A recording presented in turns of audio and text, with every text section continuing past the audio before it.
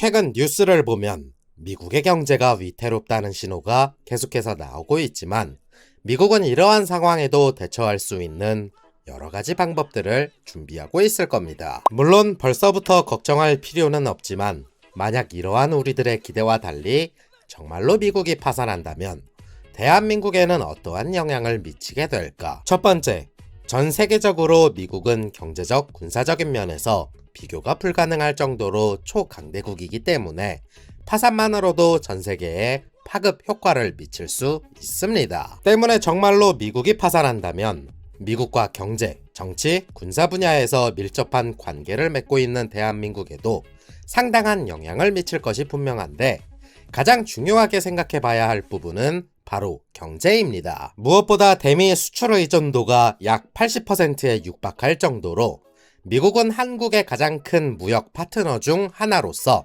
2020년 기준으로 양국 간의 상품과 서비스 무역은 1460억 달러로 이를 원화로 환산하면 약 190조 원이 넘어가는 어마어마한 규모입니다. 때문에 미국이 파산하면 일단 미국 내 경제부터 심각한 침체로 이어질 가능성이 높고 이는 내수 시장이 붕괴되며 소비가 위축되는 현상을 가져오게 될 것입니다. 그럼 물건을 사는 사람이 없으니까 미국에 수출하는 기업들도 매출 실적이 하락할 수밖에 없는데 이는 한국의 수출 지향 경제에 영향을 미치는 것은 물론 대한민국에 내로라 하는 기업들에게도 큰 타격을 줄 수밖에 없을 것입니다. 특히 삼성, LG, 현대 등 미국에 수출하는 한국 기업은 제품 수요가 크게 줄어들면서 매출과 이익에 타격을 입을 것으로 보이며 당분간은 어느 정도 버틸 수 있다고 하더라도 오래가지는 못할 것입니다. 그렇다면 각 기업들은 이를 만회하기 위해 가장 먼저 무엇을 할까요?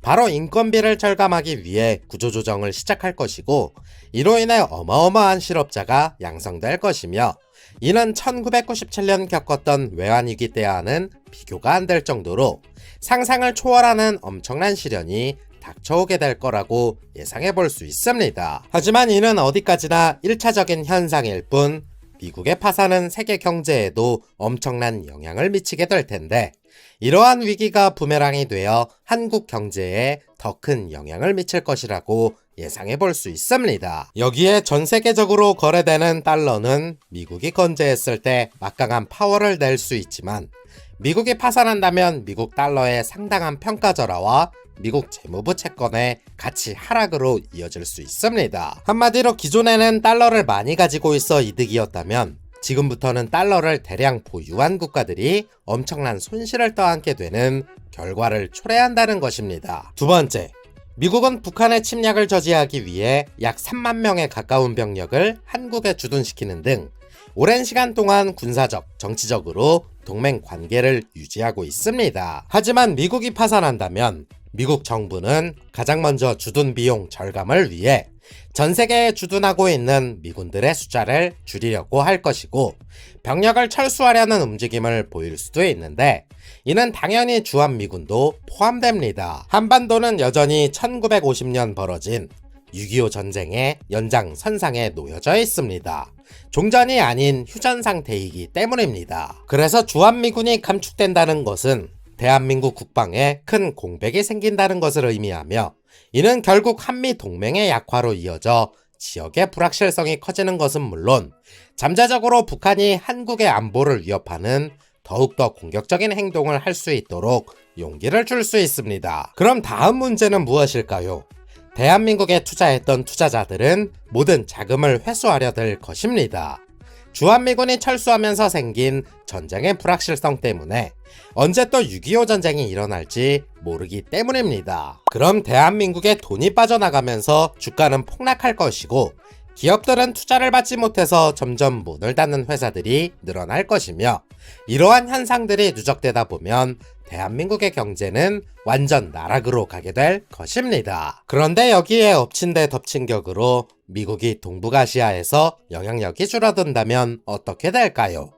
북한과 중국을 포함한 여러 나라들이 동북아시아 지역에서 영향력을 행사하기 위해 더 적극적으로 행동할 것입니다. 물론 이러한 내용들은 앞서 설명드린 것처럼 반복적으로 대한민국에게 더 큰 불안정과 불확실성으로 이어질 수 있는 것이고, 결과적으로 이전과 같은 경제적 군사적 지원을 제공하지 못하기 때문에 한미 동맹의 약화를 초래할 수 있습니다. 세 번째, 대한민국은 대부분의 에너지를 수입해서 쓰고 있을 만큼 자원이 넉넉한 나라가 아니며, 특히 산업 기반 시설 전반에 필요한 석유와 천연가스 등은 미국에게 많이 의존하고 있는 상황입니다. 때문에 대한민국의 에너지를 공급해주는 여러 국가들 중 미국은 핵심적인 역할을 하고 있기도 한데, 미국의 파산으로 인해 잠재적으로 한국의 에너지 공급을 방해받을 수도 있습니다. 특히 대한민국의 대미 석유 수입은 2020년 기준 약 9% 정도로,